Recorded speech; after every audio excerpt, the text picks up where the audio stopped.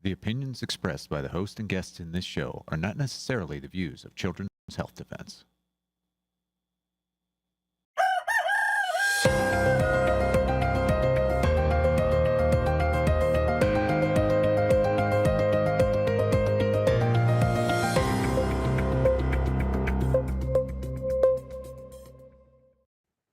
Good morning, Ph.D. It's Monday, the 29th of December 2025. I hope you had an absolutely fantastic Christmas or whatever you celebrate, had some time off and family time together. So today we've got two more panels for you. So the first one that you're going to be watching is Was It an Accident with Bret Weinstein. You're going to enjoy that. And then the one after that is going to be The Betrayal of Our Military Service Members with the amazing Pam Long, Mark Bashaw, and Skip. We know him as Skip. And these people are very much behind the documentary that we are making. It's going to be out June 2026. So do watch that. It's going to be very powerful. But for now, here it is, and we'll see you tomorrow.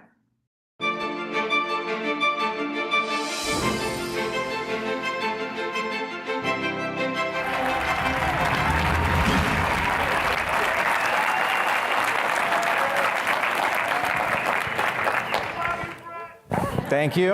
I love you too. So I'm a proud fellow of the Brownstone Institute, which is like a little think tank that's mission aligned with Ph.D. And the first time I went to one of their events, I was asked to give a talk.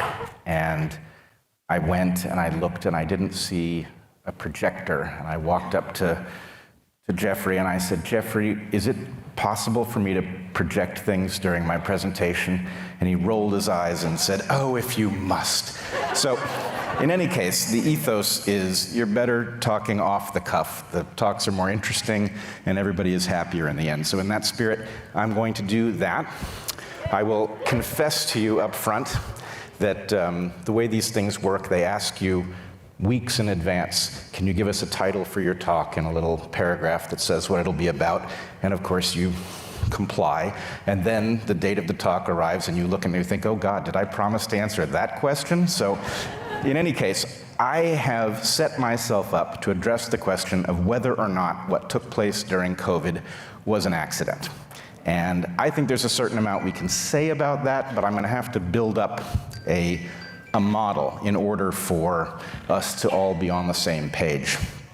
If, after I've done it, there is enough time, I would like to address a little experiment that I've been running here at the conference, talking to normal people in the elevators about medical freedom and vaccines. It's been fascinating, so I don't know, hopefully I can get there. All right, the question begins with what is going on with university science, with journalism, with the courts, with the government? Why are all these things seemingly failing at one time? That seems unlikely. You could imagine one going bad, but the others humming along. But all of these essential features of civilization seem to be broken at exactly the same moment.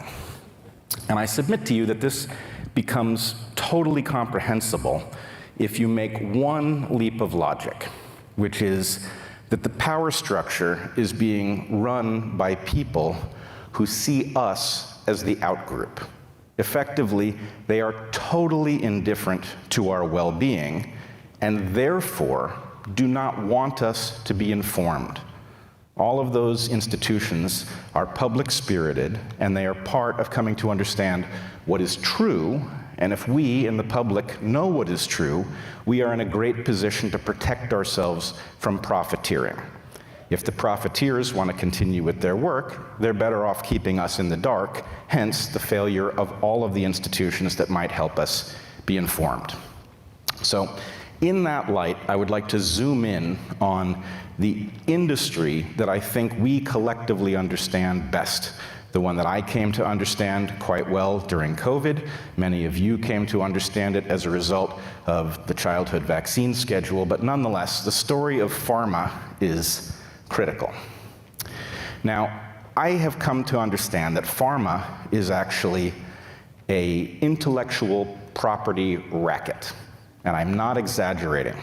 I think that that's whatever it may have begun as. Pharma has become a criminal enterprise. It's effectively organized crime. So you all know what traditional organized crime looks like. You know, a protection racket would involve terrorizing some fraction of the population and then charging them to stop terrorizing them, right? It's a profitable illegal activity, and pharma has an analogous program. What they do is what I call the game of pharma. So they gain ownership of some piece of intellectual property, whether it's a patent on a compound or a process. They own something with exclusive rights.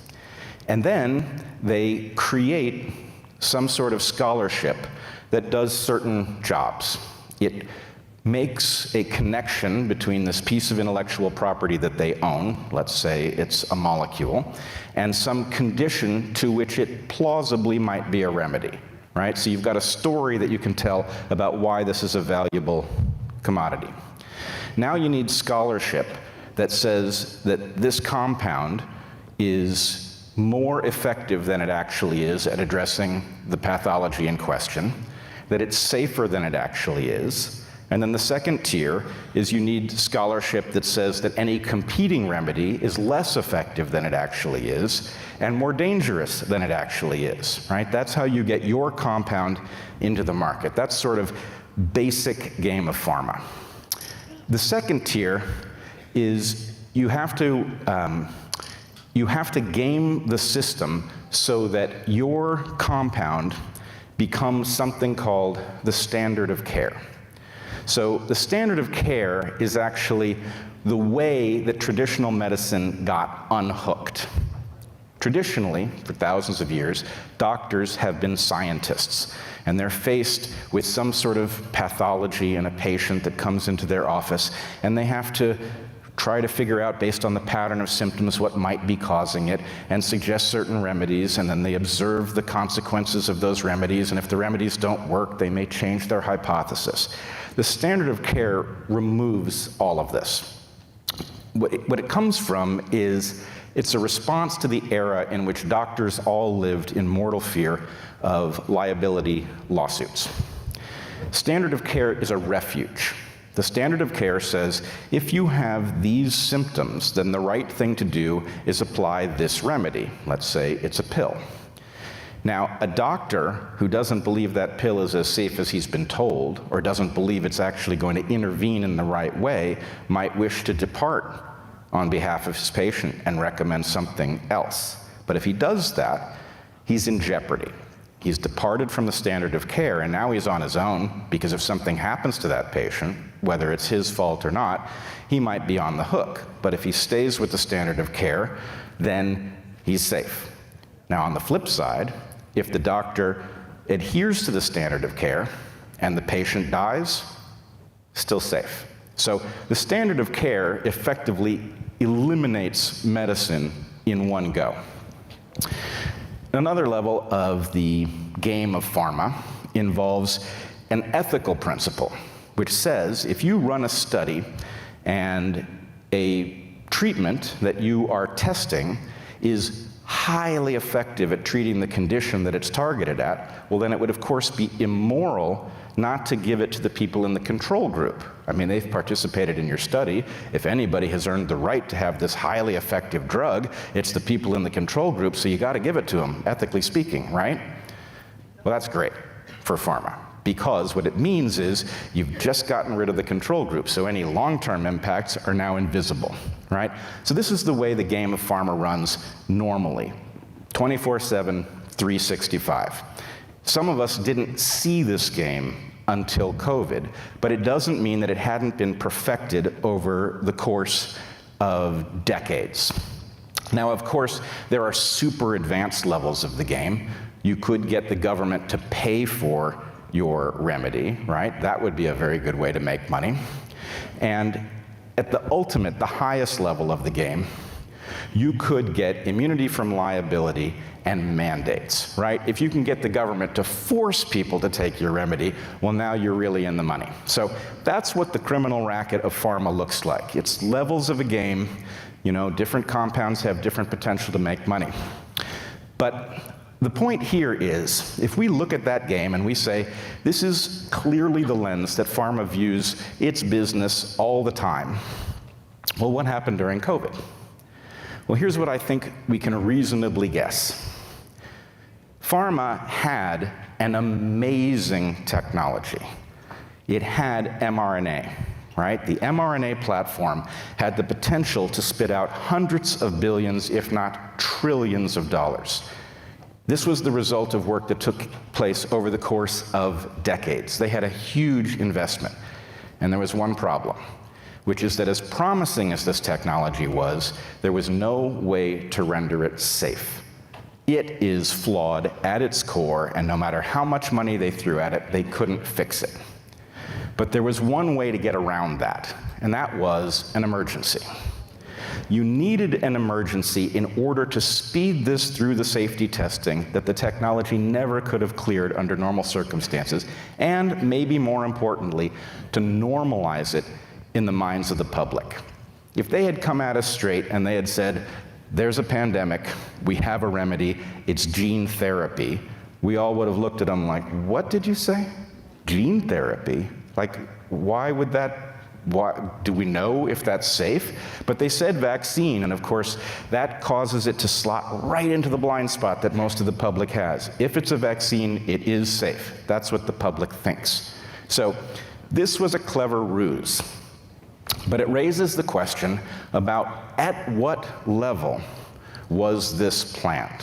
And I think there are really two possibilities, and I can't tell you which it was. One possibility is that they had this thing locked and loaded, ready to go, waiting for the emergency, and as soon as COVID happened, they thought, aha, that's the one, go.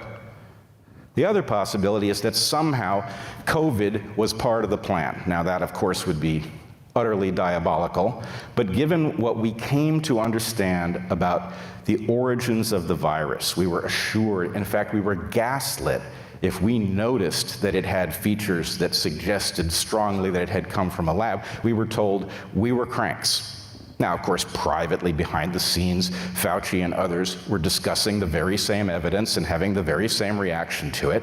So in the end, I don't know which of these two possibilities it was, but I think it would behoove us to stay focused on that question. Because if, in fact, the entire thing was somehow planned in order to unleash this new platform, which is seemingly unstoppable, then we need to know that. And I would point out this suggests one of the features of the system that indicates foreknowledge of at least the deployment of this dangerous technology. Here's what you see. They released it, they coerced us, they forced the military, for example, to take these things. A massive adverse event signal shows up, but it doesn't cause them to change course. Any normal person who had deployed this thinking either that it was beneficial or maybe thinking it was harmless, who saw that signal would have stopped in their tracks and reversed course. But the fact that they didn't, and the fact that now they are still formulating new versions of mRNA, dozens of them, that tells us that they're not surprised by the harm at all. They're comfortable with it. Somehow that is within acceptable range for them, which I think is quite shocking. Further evidence along this line, I don't know how many of you saw a recent interview with Paul Offit, in which he described a meeting between himself, Anthony Fauci, Rochelle Walensky, Vivek Murthy, and Francis Collins, in which apparently all of the people in the room knew that natural immunity was superior to vaccine immunity, right? They knew that. And those of us in the public who said, hey, wait a minute, this is obvious that it would be superior. It is in every single other case. Why isn't it superior here? We were again told that we were cranks and that we didn't understand the biology or the medicine or whatever. So the fact that behind the scenes they admitted that tells us something important. it is simply true that no remedy is going to be completely without risk. So they knowingly told the public that natural immunity didn't count, that you still needed the vaccine even if you had already had COVID, though they themselves full well understood that wasn't true. Now, it also raises the question, these aren't dumb people. Well, I don't know about Rochelle Walensky, but Anthony Fauci's not a dumb person, Paul Offit's not a dumb person. Are we to believe that they took the shot, even though they knew that natural immunity was superior? I have long suspected there must be some loophole in the way they deployed these things, that they exempted themselves, because you'd have to be crazy to take a novel gene therapy for a disease where you didn't get any plausible benefit.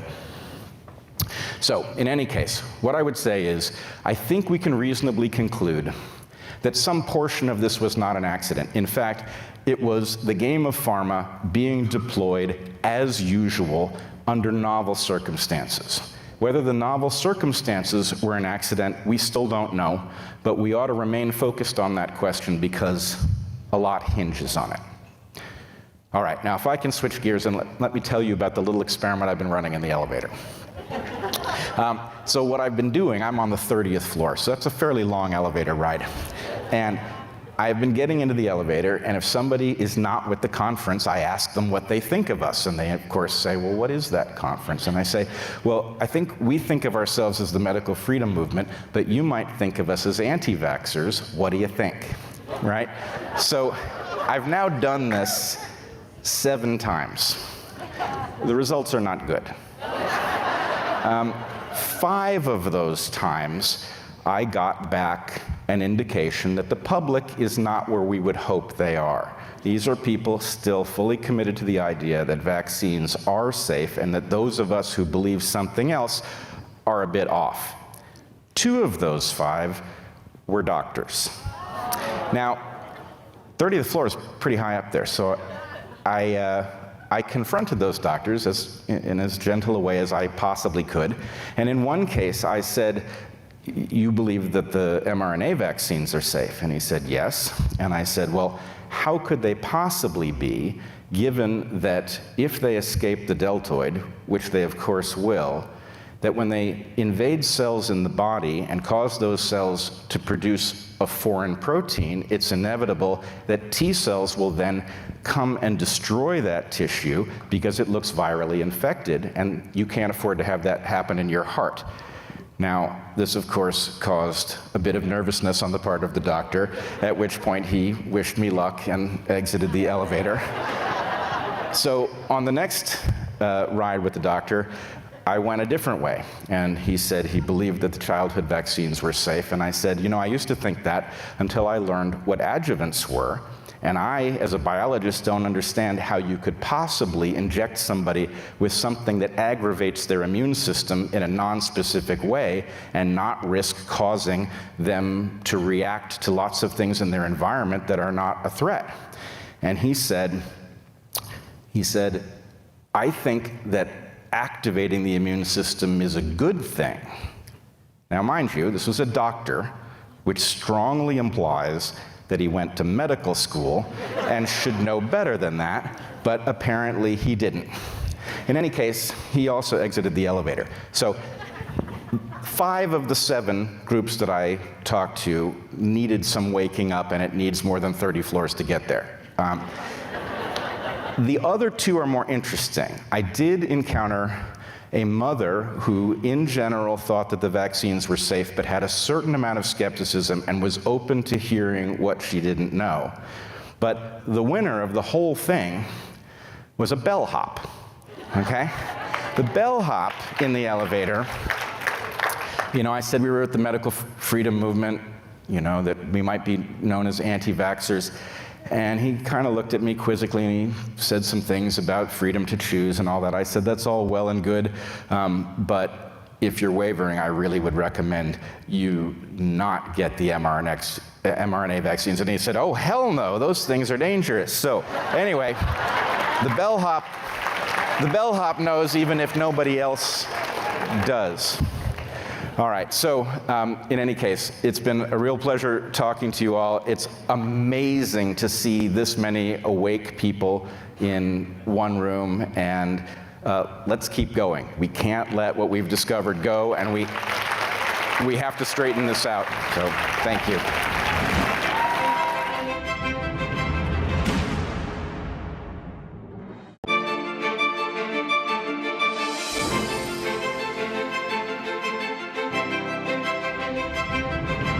I had a battalion commander come to me and she said, "Dear God, we're killing our own soldiers."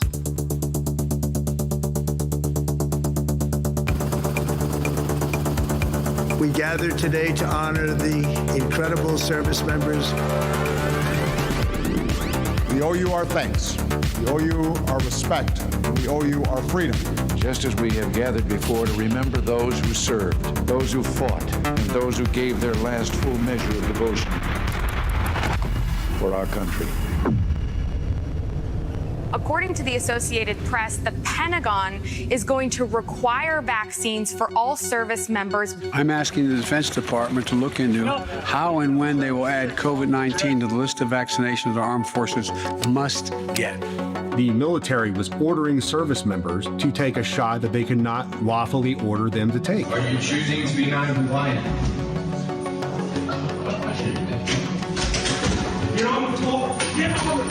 Leaders did everything legal or illegal within their power to coerce and influence their service members to get the shot. I'll never forget, I received a phone call from a mother whose son was a Marine at 29 Palms, and she told me her son and 9 other Marines were being held in confinement in the brig until they got vaccinated. If you don't do what they tell you to do, they will ostracize you. They will destroy your life.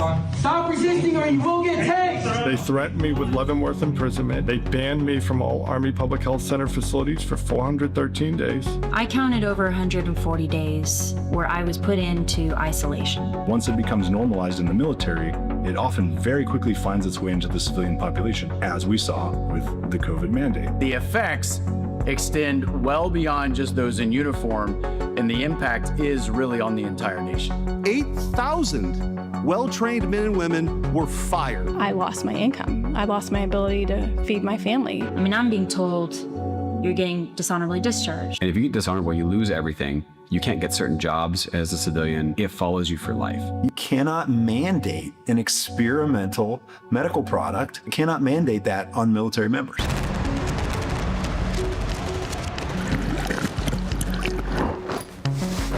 In my entire medical career prior to this, I had never seen a young person with a stroke. I had never seen someone have a massive clot without provocation. We were in great shape. We were doing very well.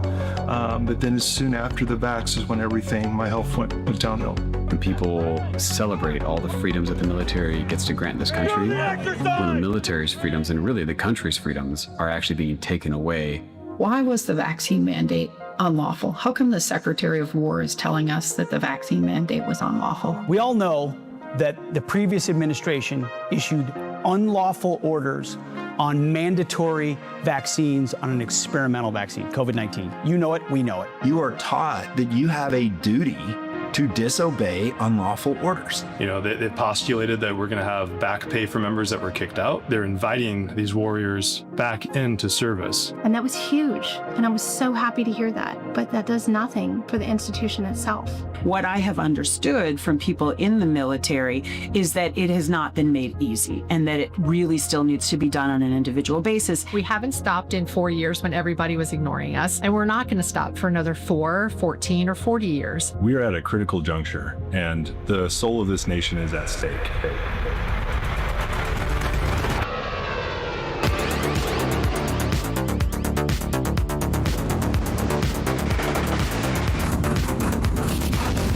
When we talk about orders that are unlawful, now there is a duty to disobey.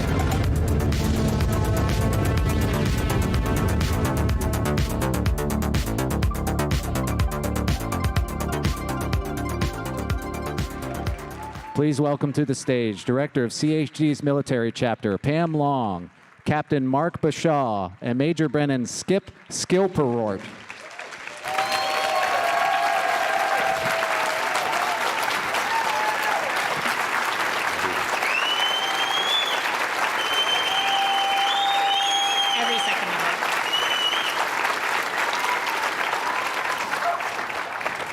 Good morning, CHD.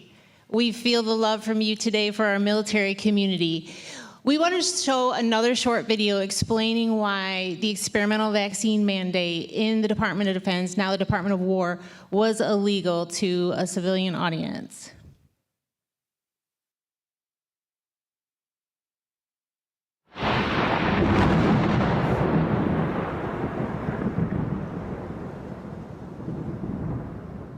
On May 15, 2022, Terry Aderam engaged in an exchange on her Twitter account with an individual who asked her what the issue was with the memo she wrote. Terry stated that she issued a memo that said a service member could fulfill their requirement with licensed vaccine or they could choose another under EUA. She also claimed the DoD had enough licensed vaccine for all. To understand why this is so significant, we need to know who Terry Aderam is. Terry Aderam was the former acting Assistant Secretary of Defense for Health Affairs. Terry signed a memo on September 14, 2021, which stated that the Pfizer-BioNTech and Comirnaty vaccines were interchangeable and DoD healthcare providers should use doses distributed under the EUA to administer the vaccination series as if the doses were the licensed vaccine. She then states DoD healthcare providers will use both vaccines interchangeably. Immediately upon reading this memo, we can see vast discrepancies between what she wrote on Twitter and this memo. Why is that? Does the DoD actually have enough licensed vaccine for all? Can an EUA vaccine be considered interchangeable with a fully licensed FDA vaccine? The answer to these questions is no. According to the DoD Master Medical Catalog, Comirnaty is not in the catalog and the National Drug Code, or NDC, does not exist in the FDA NDC directory searches either. According to Dr. Sato, the medical director of the De Lorenzo Clinic on Fort Belvoir, Pfizer did not have plans to produce any product with these new Comirnaty labels. According to the NIH's website, Pfizer themselves stated they were not planning on producing any product with these new NDCs and labels while EUA authorized product was available. The CDC COVID-19 immunization page also states that Comirnaty is not available to order. In fact, the officer in charge of Joint Base Lewis McChord's vaccination site, one of the Army's largest installations, admitted on hidden audio that the vaccination site only had the original Pfizer COVID vaccine and did not have any Comirnaty available. Yeah, the brand name here, Comirnaty. Yeah. We don't have that. We just have the original Pfizer COVID vaccine. So it's just unusual that we mass give people something that's not FDA approved, except for an EUA. Okay. It says right here on the vial, actually, it says for use under emergency use authorization. Okay. But yeah. And is that all the ones we have? That's everything we got. Yeah. In hand. So they all say. They all say that. Now they are the Pfizer-BioNTech COVID-19. So you can. We'd have two standing orders, actually. One for the Comirnaty once we get it. Okay, I see what's going on. This might be for when we get the Comirnaty. We decided to make a standing order for the Comirnaty, which we don't even have. Okay. Yeah, exactly. I'm like, really? Oh my gosh. Yeah, I'm like, because I think the other one was 23 August too. So they just made two. I'm like, why are you guys doing this? COVID's hard enough. It wouldn't have been possible for them to have any Comirnaty because it hasn't been made in accordance with the Biologics Licensing Application Agreement. But what about Terry's memo stating the two vaccines are interchangeable? The FDA released a Q&A page referenced by Aderam's memo, which states the two vaccines have the same formulation and can be used interchangeably to provide the COVID-19 vaccination series. They also state further down that the products are legally distinct. In Coker versus Lloyd Austin III, which is ongoing in the U.S. District Court for the Northern District of Florida, Judge Alan Windsor admits the FDA's Comirnaty approval letter says that the labeling on Comirnaty vials must be identical to what Pfizer submitted in its application. Yet the label does not appear to be identical to an EUA label. Judge Windsor goes on to state that the FDA licensure does not retroactively apply to vials shipped before BLA approval. Thus, as a legal matter, vaccines sent before August 23rd and vaccines produced after August 23rd in unapproved facilities remain products authorized for emergency use only. So that is a brief summary. We'd like to give a thank you to Sam Shoemate, who produced that video for us today, and he's with us here in the CHD audience. And I'd like to give a small disclaimer that these two individuals, these heroes that we have here with us today, are not speaking on behalf of the Department of War. They're speaking on behalf of themselves and their individual experience. So first we'll start with Captain Mark Bashaw. Mark is an Army officer who worked at the Army Public Health Center and who was punished for doing his duty, assessing health risks on EUA mandates and informing his chain of command. He took a stand for truth that cost him everything after a court-martial. Mark, tell us your story. Yeah, so former First Lieutenant Mark Bashaw, prior enlisted, served in the Air Force for 13 years prior to direct commission 2019. So in 2019, I directly commissioned in the Medical Service Corps, and they immediately sent me in January 2020 to the Army Public Health Center. I was a medical entomologist, so I studied insects and the diseases they transmit within the preventive health field of the Army. And so when I showed up to Army Public Health Center, I served as company commander for a little while. And then what I call is the pandemic kicked off in March of 2020.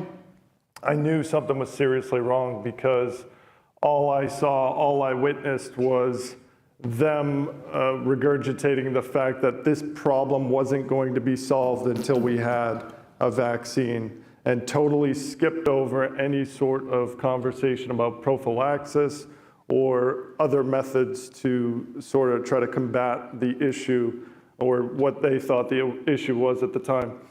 So I knew something was seriously wrong. And then in January of 2021, we started seeing the VAERS signals. And so I used that information to start communicating that up my chain of command in late September 2021. I got hit with the COVID-19 DoD mandates, which basically coerced and mandated these experimental injections upon the force. I started communicating protected communications, the fact that we didn't have, as the video you just saw, we didn't have the FDA approved and licensed products. They were emergency use only. And there's a statutory protections for service members to prevent experimentation. It all stemmed from histories of experimenting on service members. And so I started communicating this up my chain of command, showed up to my place of duty, unjabbed, unmasked, untested, and on November 30th.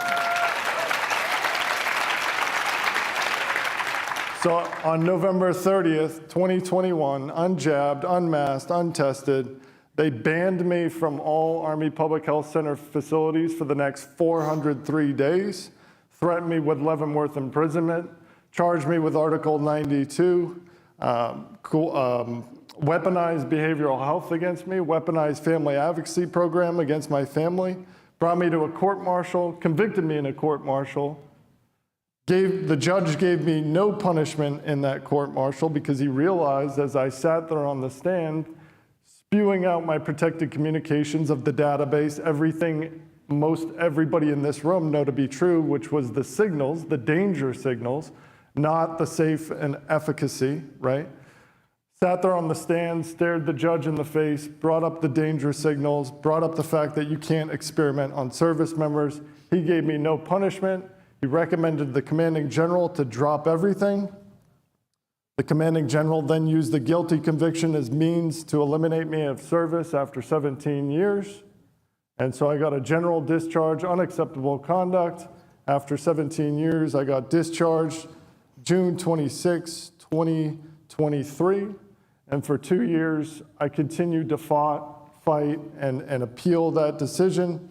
It got to the point in May of 2025, this past May, President Trump signed a presidential pardon, full presidential pardon for my conviction.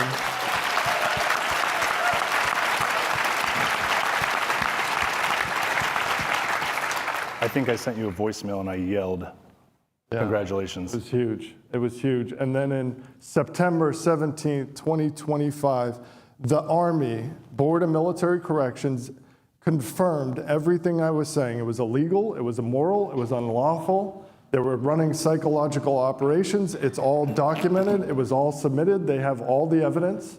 And so they agreed. They gave me full relief at the board with a retroactive promotion to captain. And this last week, I was in processing back into the United States Army as an active duty service member.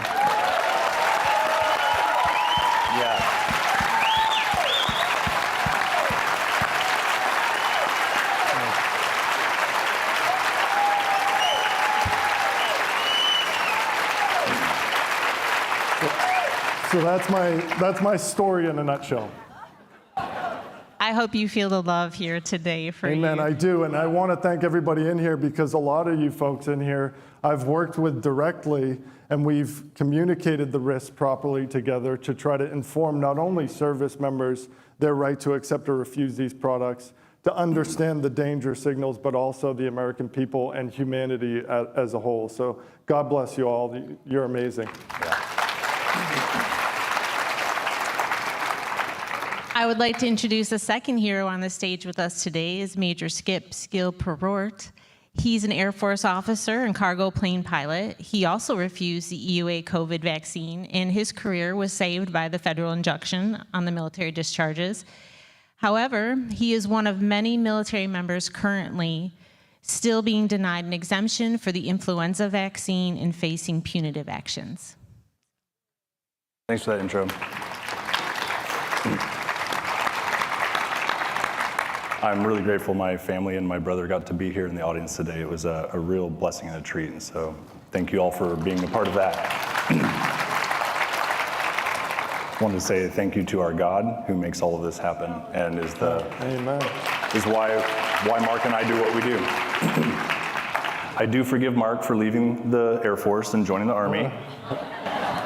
But I wanted to point out that we're the first that are representing, we're the first adult chapter, the military chapter, and we are hoping that more will join because this isn't just a children's issue, it's a humanity issue. So Pam already introduced the first half of my story with COVID. The injunction saved my career at that point, but later that year, when I had been barred from flying for over a year at this point, my commander asked me, so is this just regarding the COVID shot, or is there other shots that you're against now too? I said, sir, I'm honest. My wife and I have done a lot of study and research in this topic, and we have very strong convictions that we can't do the flu shot this year. And he said, well, I supported you for the COVID shot, but I'm not going to support you for the flu shot. Fast forward, my appeal was final denied by the Surgeon General months and months later, and then nothing happened. The new commander that came in saw that that had been denied and ordered me to get the next year's flu shot. This appeal process and the whole thing is supposed to be 120 days or less. I think it's even 90 days or less. Mine took 10 months. And so my new commander ordered me to get the next year's shot, and I said, sir, my convictions have only increased, and I see a huge danger signal with the flu shot. I can't get it. That started a huge appeal process. I was final denied. He gave me an LOR, which is a letter of reprimand for not following, in his words, a lawful order. And then I was sent to a discharge board in 2024. The board voted to discharge me honorably for solely not getting the flu shot, for that one letter of reprimand. And my case went before the Air Force Secretary, is currently with the Air Force Secretary and the Board for Correction of Military Records, and I'm waiting on a final decision. Things look favorable, but I'm still hanging in the balance.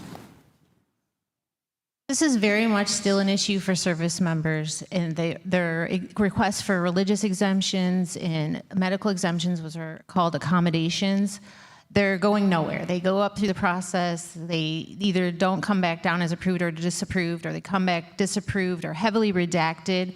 And so what would you say to this audience who's really engaged with their legislators and all sorts of avenues to make a change on this? What would you ask them to do? So I would start with know your Constitution. In each state you are, the state grants the powers to the federal government. Look in your state constitutions, please, every single one of you. It's usually Section 2 or Article 2, depending on how your Constitution is written, that enumerates all of your rights. Your right to personal security and bodily autonomy is secured in there, and no one can take that away from you. That is in an inalienable, we use that word, we pronounce it instead of inalienable, we say inalienable, meaning it cannot be transferred, sold, or bought, right that you all possess. I challenged my commander when I said, can you show me? Mark and I both sent affidavits, and we said, show us where in the Constitution you are granted the right to mandate a product into our bodies that does not belong, our body, does not belong to you. It belongs to us. There is no law, there's no article in the Constitution that says the government has the right to do that. So start there. Begin educating all of your elected officials. Begin educating at the state, local levels, your schools, and don't stop. Like as several of the speakers have already said, we have the wind at our backs. Mr. Bigtree said, this is the time to press forward. Yes.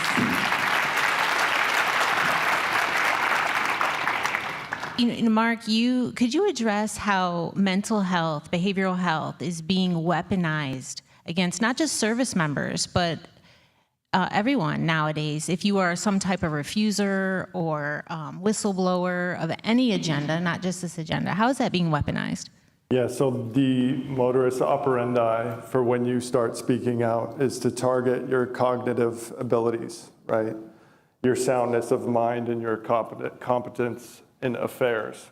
And if you're not standing for your soundness of mind, somebody else is going to tell you what that is for you.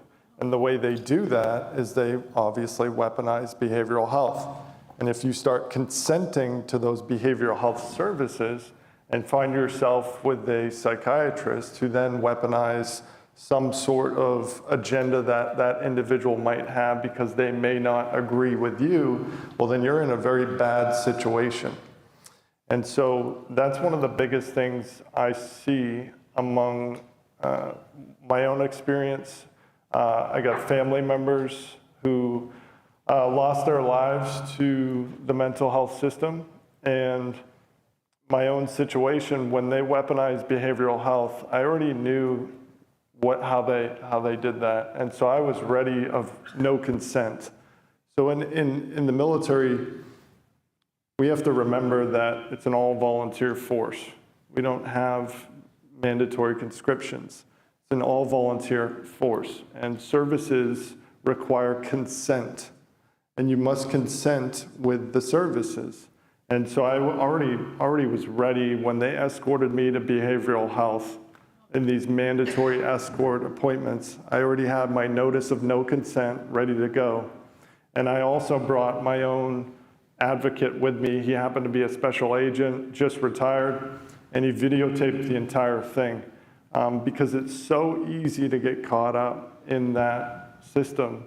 And then once an individual does happen to get caught up due to maybe possibly naivety.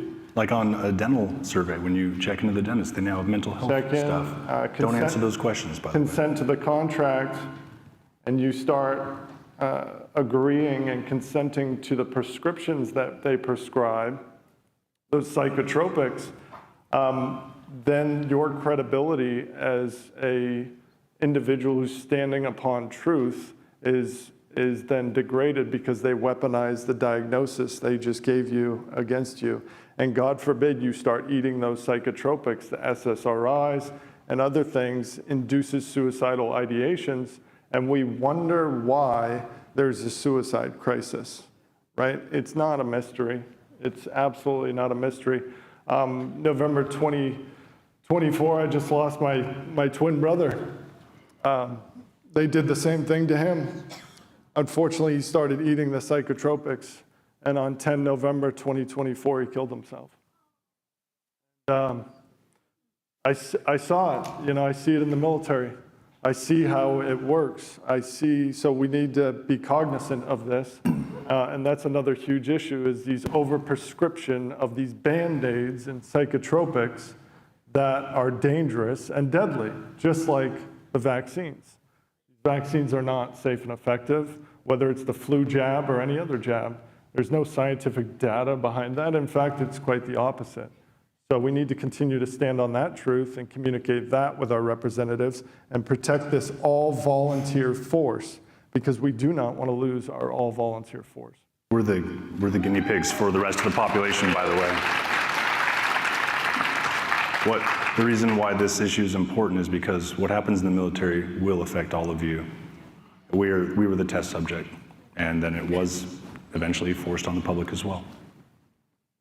And that's something very much applicable to state chapters for CHD chapters, is that this weaponization of mental health, you will see a mental health survey at any type of practitioner, a dentist, an optometrist, and informing people of their rights to opt out, because it will be weaponized against them.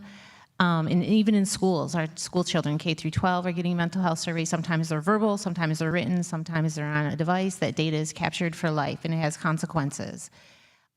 Just to lighten it up a little bit, we have an online question from Heather in Illinois. She wants to know how you two feel about the Pete and Bobby fitness challenge.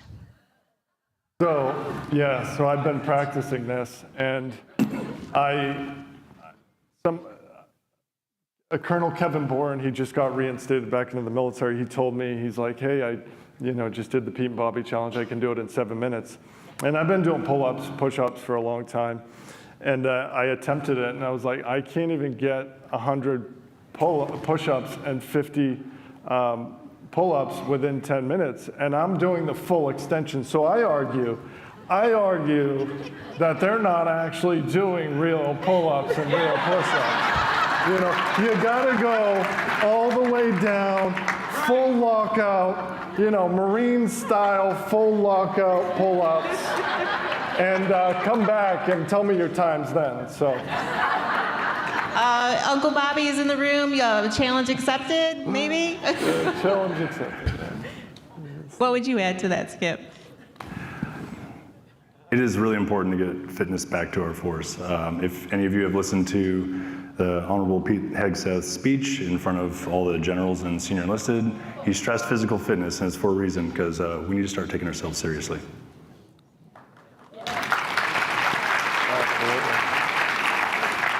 All right, any last remarks for our audience here today?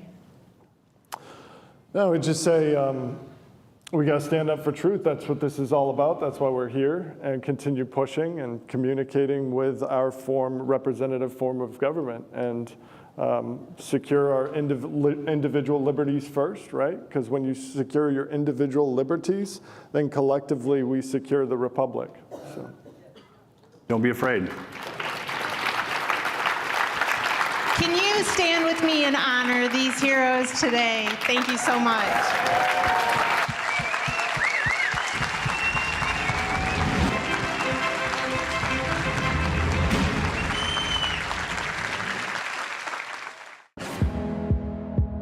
This and all CHD TV programming is made possible by generous support from viewers like you.